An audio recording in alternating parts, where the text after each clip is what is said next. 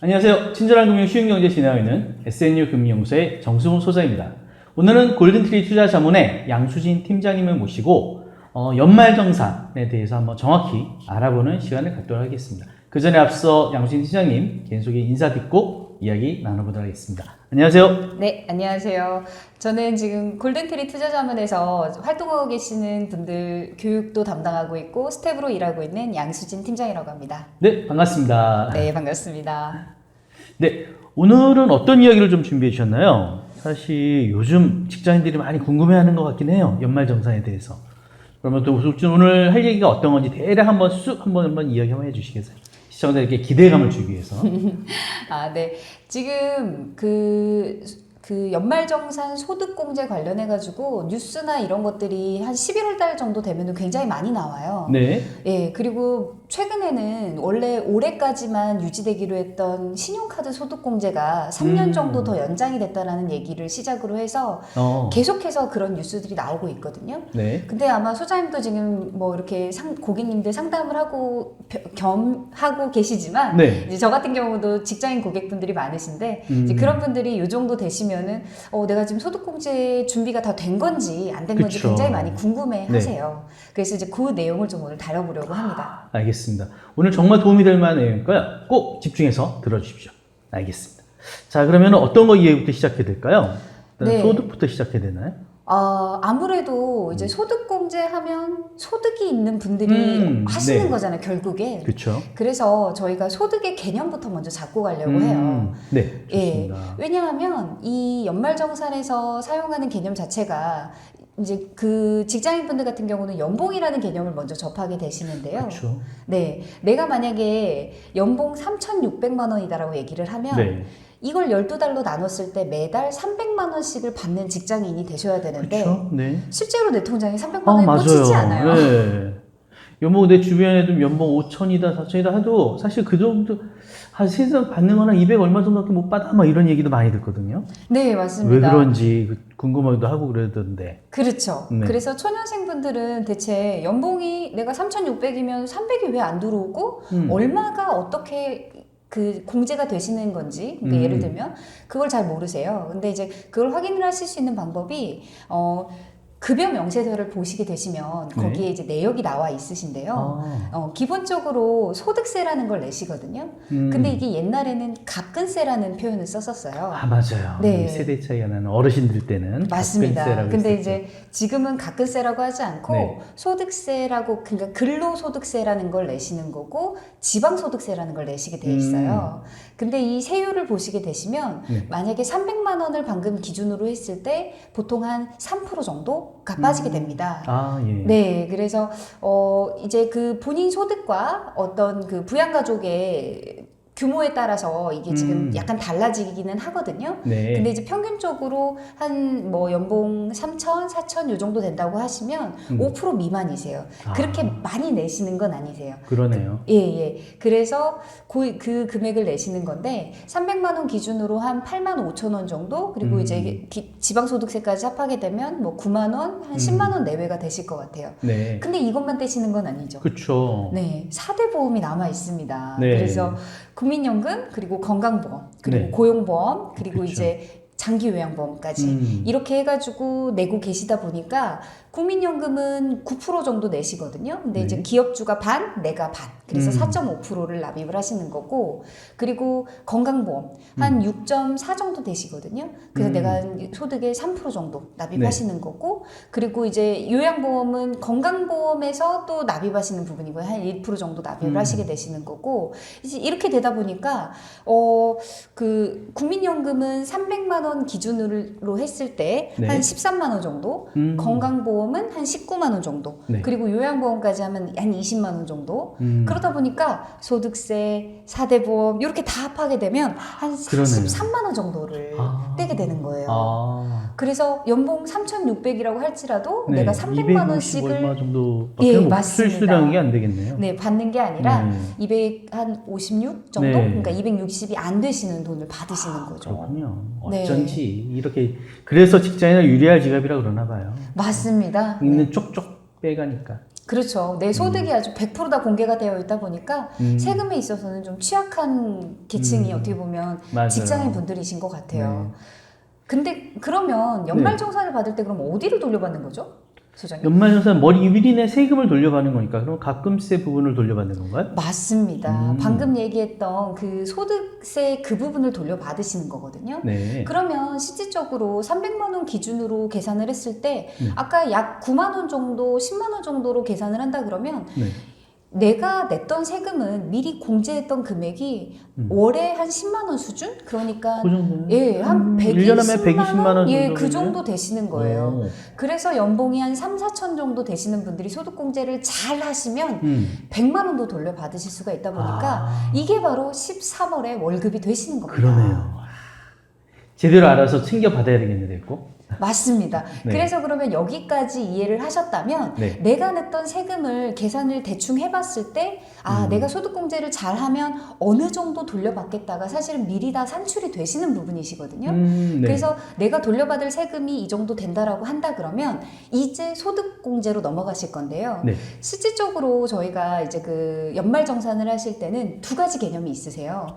소득공제라는 개념이 있으시고 세액공제라는 개념이 있으십니다. 아, 예. 네. 예전에는 사실 소득공제만 다 있었는데, 이제 좀, 그것도 많이 떼가니까 정부에서 좀 더 많이 세금을 거두려고 그랬는지 세액공제로 바꾸더라고요. 몇몇 것들을. 그렇죠. 예전에는 소득공제를 위주로 했었거든요. 그래서 네. 저희가 조금 이따가 산출세액이라는 걸 보게 될 텐데, 그러니까 예를 들면 그런 거죠. 지금 저희가 미리 원천징수를 했을 때의 세액은 굉장히 적은 편이에요. 실제로 지금 소득 구간이 5억까지 늘어났거든요. 네. 지금 5억 정도가 연봉이 넘어가시면 어느 정도 세액을 받으시는지 아시나요? 거의 한 40% 가까이 되지 않을까요? 맞아요. 거의 내가 낸 소득에, 내가 벌어들인 소득의 절반이 세금으로 나가야 되는 상황이에요. 네. 그렇다 보니까 내 소득을 어떻게 보면 과세 구간을 낮추는 게 굉장히 중요하시거든요. 그러네요. 예, 그래서 지금 방금 얘기했던 대로 총 급여액이 정해졌다면, 일단 기본적으로 직장인들이라면 근로소득공제를 먼저 공제하실 수가 있습니다.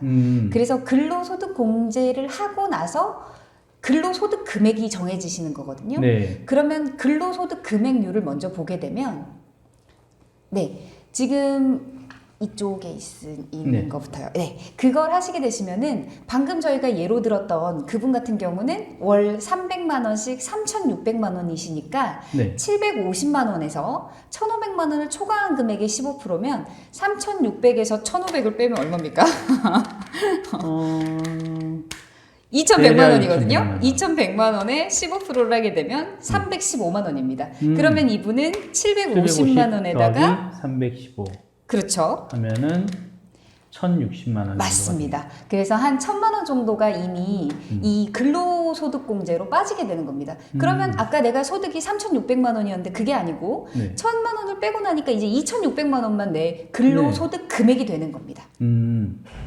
그러면 여기서 끝나지 않고요. 소득공제의 가장 큰 두 가지 혜택이 있으시거든요. 여기서 두 가지를 꼭 챙기셔야 되세요. 이제 첫 번째는 인적공제예요. 네. 네, 인적공제는 누구나 받는 공제고요. 이 인적공제는 기본적으로 부양가족 공제라고 얘기를 하시면 되는 거거든요. 이제 그 말은 무슨 말이냐면 내가 벌어들인 소득을 같이 쓰는 사람들에 대한 거를 또 빼주는 거죠. 그렇죠. 네. 그래서 기본적으로 나 한 명당, 사람 한 명당 150만 원을 받으실 수가 있는데 여기서 기본적으로 내가 부양가족이 나 혹은 배우자까지 있다면 2명이니까 300만 원이시고요. 그러네요. 네. 맞벌이면 안 된다는 거. 맞습니다. 네. 만약에 배우자님을 부양가족으로 공제를 받으시려면 본인 소득이 500만 원 이하셔야지 가능하신 네. 부분이세요. 네. 그리고 이 기본적인 인적공제를 챙기셨다면 추가공제라는 부분이 있으신데 이 추가공제는 부양가족 중에서 혹여라도 조금 더 돈이 들어갈 수 있는 부분이 되었을 때 이제 공제를 해드리는 부분이세요. 그래서 장애인이었을 때는 200만 원 더 공제 받으실 수가 있고요. 분유자였을 때는 50만 원 더 추가 공제 받으실 수가 있고 경로우대라 그래서 만약에 원래 저희가 부모님은 60세 이상일 때만 가능하신데 70세가 넘어가시면 우대를 또 해서 공제를 해드리는 부분이 있는 겁니다. 근데 혹시 소장님, 네. 만약에 부모님이랑 따로 떨어져 살면 어떻게 되시는지 아나요?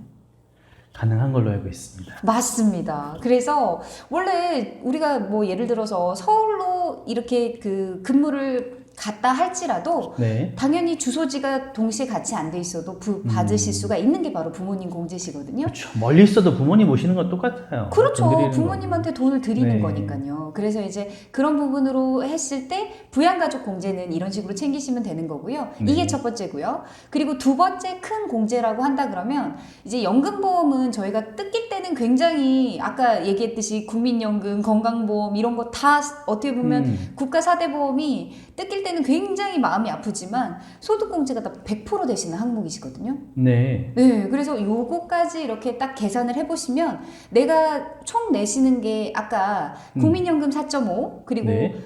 건강보험 3%에서 4% 정도 하다 보면 내 급여에서 한 8% 정도가 또? 어떻게 보면은 공제가 이미 된 부분이에요. 네. 그러면 예를 들어서 아까 3,600만 원에 8% 정도를 한다 그러면 한 300만 원 정도는 또 여기서 이제 또 공제가 공제가 이미 또 되는 돼 있는 부분입니다. 음. 그러면 기본공제, 만약에 혼자 계시는 분이라고 할지라도 기본공제 150에 150만 원. 그리고 4대 보험 300만 원까지 하면 450이 또 공제가 됐지요. 네. 그래서 근로소득공제, 기본공제 이렇게 또 4대 보험 공제까지 빼게 된다 그러면 월급이 거의 한 반 정도만 소득금액으로 인정이 되시는 거라고 그렇게 이해하시면 된 될 것 거네요. 같아요.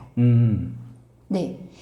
그리고 여기서 놓칠 수 없는 공제가 하나가 더 있으신데 네. 아까 그 두 가지는 기본적으로 챙기셔야 되는 공제가 되시는 거고 저희가 소득이 있으면 어떻게 보면 그 대한민국 안에서 벌어들인 소득이기 때문에 또 대한민국에서 써야 되잖아요. 그렇죠. 그게 바로 어떻게 보면 신용카드 공제, 현금 영수증 이런 내용이시거든요. 아하. 네. 내가 사용한 거에 대해서 또 어느 정도 공제를 또 받는군요. 맞습니다. 근데 이 신용카드 공제는 본인 소득의 25%를 초과했을 때만 받으실 수가 있는 내용이시거든요. 일단 많이 써야 된다는 얘기군요. 예, 그래서 사실 실질적으로 이 부분을 챙기시려고 이 부분을 챙기기 위해서 소비를 또 늘리시는 거는 또 쉽지가 않은 부분이세요. 맞아요. 근데 예를 들어서 3,600만 원 정도 급여를 받으시는 급여 생활자라고 하신다 그러면 네. 25%면은 무려 900만 원이세요. 그럼 그러면 일단 900만 원을 초과된 거에 대해서만 300만 원까지 받는 거군요. 맞습니다. 근데 900만 원을 12달로 나누면요. 네. 무려 75만 원이거든요. 매달 75만 원 이상을 써야 된다는 얘기인데. 그렇죠. 그러면 물론 아까 뭐 그러신 분도 있겠지만 많지는 않겠다. 그렇죠. 네. 어려운 부분일 수 있어요. 네. 왜냐하면 300만 원을 받으시는 분이 실수령액이 한 260이다라고 봤을 때 75만 원을 매달 그렇게 사용을 한다 그러면 대체 저축은 무슨 돈으로 하죠? 맞아요. 진짜. 그래서 금융상품을 굉장히 잘 활용을 하시는 것도 중요하신 부분이 되는 그럴 거예요. 것 같아요. 그렇다 보니까. 그렇지만 어찌됐든 간에 지금 요즘은 현금보다는 신용카드를 많이 쓰고 있는 분들이 있으시다 보니까 거기에 대해서도 좀 25%를 알려주시면 좋긴 하겠다. 그렇죠. 네. 25%를 일단은 신용카드로 활용을 하시는 게 좋기는 하다라는 부분이고요. 이 소득공제를 맞추실 때, 한도를 맞추실 때, 신용카드액이 안 되시는 게 있어요. 일단 먼저. 그래서 그 제외되시는 대상을 먼저 보게 되신다 그러면 이런 그 세금이랄지 혹은 자동차 구입 비용, 이건 물품 구입 비용이기 때문에 재산으로 잡히는 거예요. 그래서 소비가 아닌 겁니다. 그래서 소비가 아니고 어떻게 보면은 이 국세라든가 이런 것도 내시는 게 왜 그러냐면 이런 부분들은 어떻게 보면은 비용적인 부분이지 소비라고 볼 수가 없는 그쵸. 부분이에요. 그래서 네. 소비가 아닌 거 그리고 해외 사용 금액은 국내에서 쓴 돈이 아니기 때문에 이것도 안 해줘요. 그렇구나. 네, 그래서 이런 부분들을 제외하고 내가 사용한 신용카드 금액이 25%를 초과를 하게 되면 거기에서 300만 원까지 소득공제를 받으실 수가 있는 겁니다. 네. 네, 그러면 연봉이 한 3,600만 원 되신다고 한다면 지금 예시는 3,000만 원으로 나와 계시는데 네. 거의 약간 비슷하신데요. 1,200만 원을 초과해서 1,500만 원 썼다 그러면 신용카드 사용액 시 37만 원 정도의 효과가 있으신 거거든요. 그러니까 사실은 37만 원 받자고 25%를 이렇게 열심히 쓰는 게 사실 효과가 진짜 있는 건지는 조금은 맞아요. 생각을 해볼 문제이긴 합니다. 네. 그래도 어차피 쓰는 거라면은 좀 더 효과적으로 쓸 수 있는 방법도 있을 것 같은데 요즘에 뭐 체크카드니 아니면은 뭐 현금 영수증이나 이런 것들은 조금 다르지 않나요? 맞습니다. 정확하게 소장님이 찝어주셨는데 네. 신용카드 공제는 15%밖에 안 되지만 체크카드나 혹은 현금 그리고 이런 걸 사용하셨을 땐 30%가 되고요. 제로페이라는 게 또 새로 생겼는데요. 제로페이를 그렇죠. 활용하셨을 때는 40%까지도 소득 공제가 가능합니다. 오. 네, 그래서 요즘 나와 있는 팁들 중에요. 신용카드를 제대로 사용하시는 팁이 있다라고 한다 그러면 네. 25%까지는 꽉 채워서 신용카드를 일단 쓰고, 왜냐면 음. 신용카드가 뭐 영화관 할인이랄지 이런 그쵸, 여러 포인트도 쪽. 쌓이고 네, 맞습니다. 굉장히 이득이 되는 부분도 있잖아요. 그리고 네. 신용카드를 잘 쓰시면 또 신용도도 올라가시잖아요. 그쵸. 네, 그래서 이제 그런 부분들이 있기 때문에 신용카드를 잘 25%까지 활용을 하시고, 그 이후에 사용하시는 거는 현금 영수증이나 체크카드 이런 걸 이용을 하시면 좋겠다라고 말씀을 드릴 수 있을 것 같습니다. 알겠습니다. 네. 그리고 이제 이렇게 해서 네. 신용카드액을 다 또 맞췄다라고 한다 그러면 소득공제가 어느 정도 완성이 되신 거거든요. 네. 그래서 내가 받은 총 급여에서 네. 근로소득공제를 일단 제외하고요. 그리고 인적공제 요걸 제외하고요. 4대 보험 제외하고요. 네. 그리고 신용카드액 제외하고요. 그리고 주택 관련된 비용들은 또 소득공제가 가능하시거든요. 그래서 주택 관련 뭐 대출 관련된 거라지 이런 것들까지 제외를 하시게 된다라 그러면, 근데 이제 일단은 저는 오늘은 자가주택이 아니라 월세를 갖고 있는 분들에 대해서 지금 얘기를 해보려고 해요. 왜냐면 그쵸. 예. 네. 올해 가장 또 꿀팁이 될 만한 게 바로 월세 소득 공제거든요. 예. 그래서 월세를 내는 부분에 있어서도 공제가 가능하시기 때문에 그건 이제 세액 공제로 넘어가서 얘기를 할 거예요. 방금 전에 네. 소득 공제라고 하긴 했지만. 예. 그러면은 세액공제 한번 어떤 것들이 세액공제가 있는지 한번 알아볼까요? 네. 그러면 지금 방금 했던 내용을 기반으로 해가지고요. 저희가 세액이라는 게 산출이 됩니다. 네. 그래서 저희가 세액이 산출되게 되면 일단은 이거에 대해서 세금을 내는 건데, 사실은 고액연봉자일수록 그 이제 세액이 높다 보니까 네. 예전에 비해서 그 특히 이슈가 되고 있는 게 연금저축이에요. 이 연금저축은 과거에는 소득공제 상품이셨거든요. 네. 근데 지금은 소득공제에 해당하지 않고 세액공제 상품으로 바뀌었어요. 네. 그래서 예전에 그런 얘기도 있어요. 그 소득공제 항목일 때 이제 고액 분들 같은 경우에는 좀 더 많이 줄여주는 효과가 좀 있었다라고 하는데, 오히려 이제 세액공제로 바뀌면서 많이 줄여가지고 효과가 있나 막 이런 얘기들도 하시고 그러셨는데, 절대 아닙니다. 사실은 하시는 게 좀 맞고, 오히려 저소득자에게는 더 도움이 되실 수 있는 부분도 있으니까 한번 꼭 알아보셨으면 좋겠습니다. 네, 맞습니다.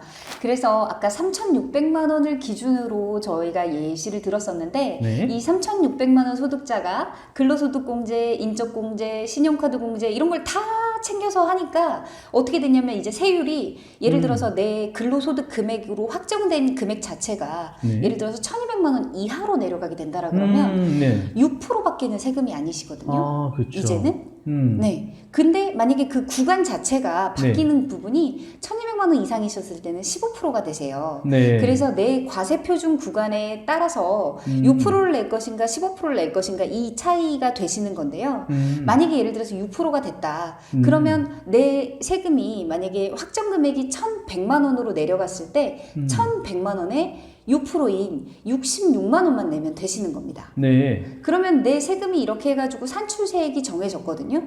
근데 여기서 세액공제로 한 번 더 세금을 돌려받으실 수가 있는데, 방금 66만 원 나왔죠? 네. 66만 원 다 돌려받을 수 있는 상품이 바로 연금저축입니다.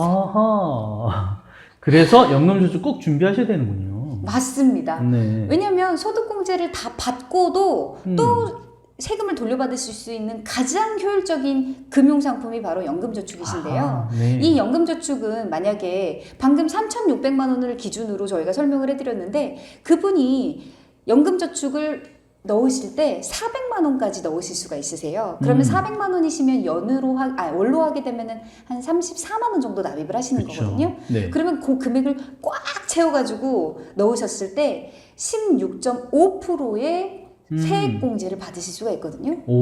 네, 이 세액공제는 본인 소득에 따라서 약간 차이는 있기는 하지만 어찌되었든 간에 이 부분은 소득공제랑 상관없이 무조건 돌려받으실 수가 있는 금액인데, 66만 원을 돌려받게 되신다고 한다면 어마어마하신 거죠, 효과가. 그러네요, 진짜.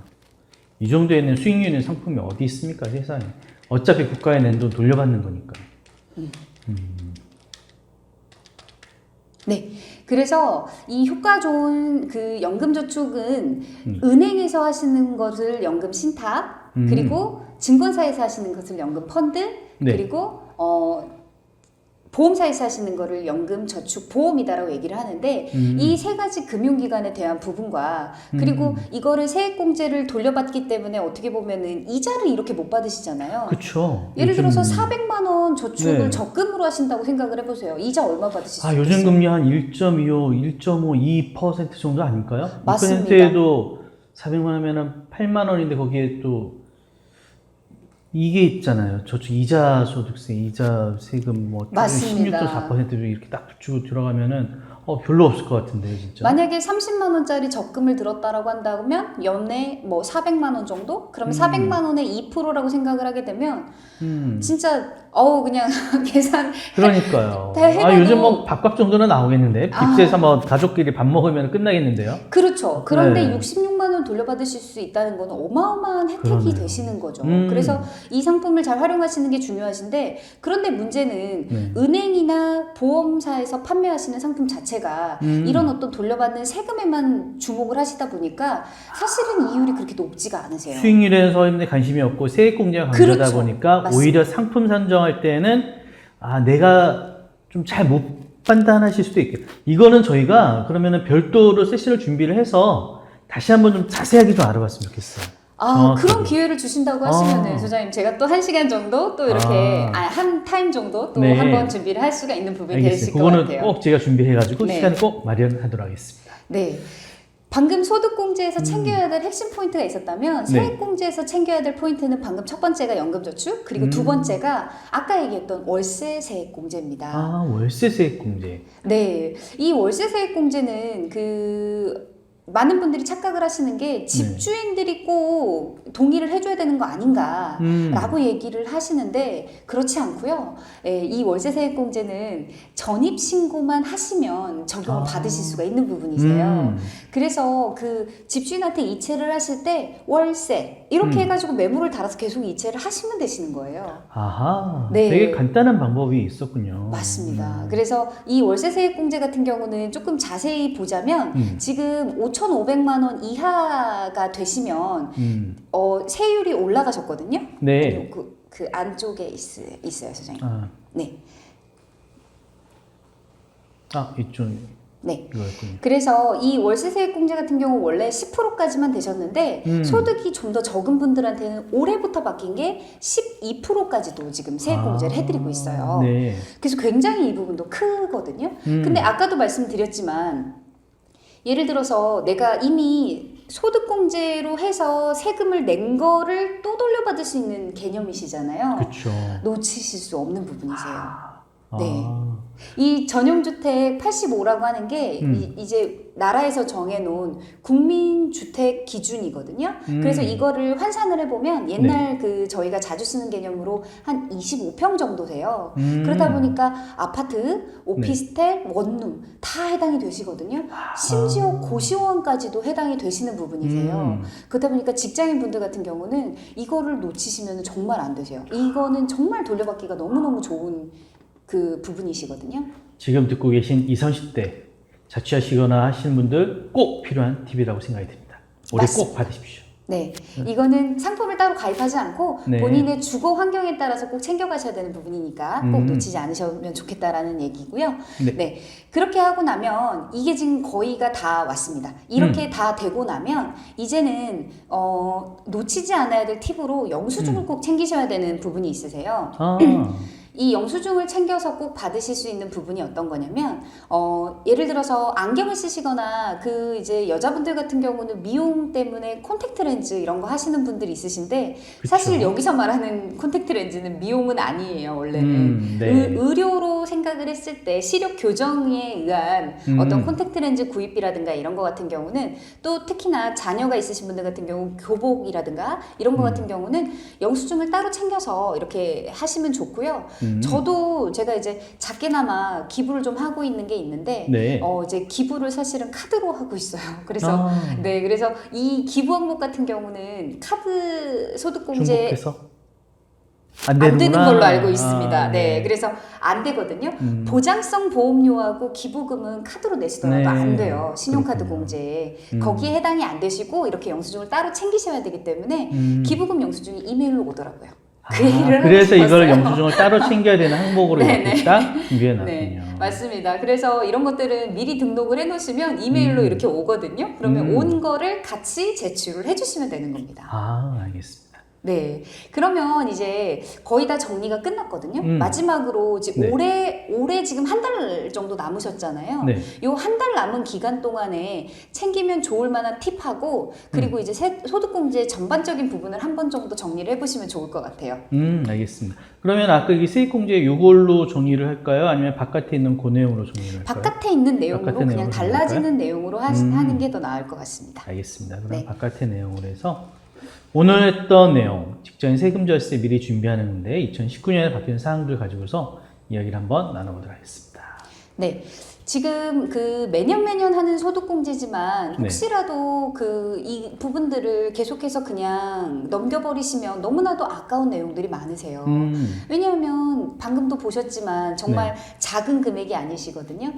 내가 내는 세금이 어떤 세금인지도 좀 정확하게 아셨으면 좋겠고 냈던 세금을 어떤 방식으로 돌려받는지도 좀 정확하게 아셨으면 좋겠어서 이 시간을 준비한 거거든요. 네. 그래서 이제 보시는 분들이 이런 세금에 대한 흐름을 조금 정확하게 아셨으면 좋겠다는 게 제 작은 바람이고요. 네. 일단은 그 급여라는 게 내가 받는 돈인데 내가 일한 대가로서 받는 이 돈에서 비급여를 빼고 난 금액에서 일단 제일 큰 게 아까 근로소득공제 그 부분 표를 혹시라도 원하시는 분들 있으시다 그러면 표도 같이 첨부를 해드릴 테니까 한번 계산을 해보시면 좋을 것 같고요.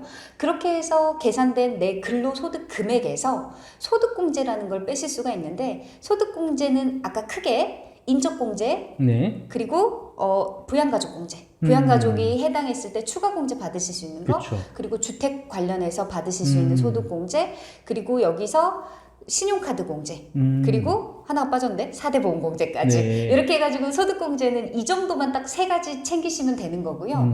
이렇게 해서 확정 세율이 정해지게 되면 이 세율에 대해서 세금이 이미 되신 거예요. 그러면 여기서 이 납부할 세금에서 세액공제를 한 번 더 받으실 수가 있는데 세액공제 중에서 가장 큰 게 어떻게 보시면 그 연금저축. 연금저축.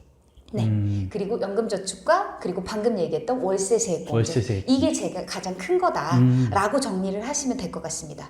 그리고 올해 놓치지 않아야 될 꿀팁으로요. 어떤 부분이 있냐면 아까 신용카드 공제를 정말 효과적으로 600만 원까지 받는 방법이 있거든요.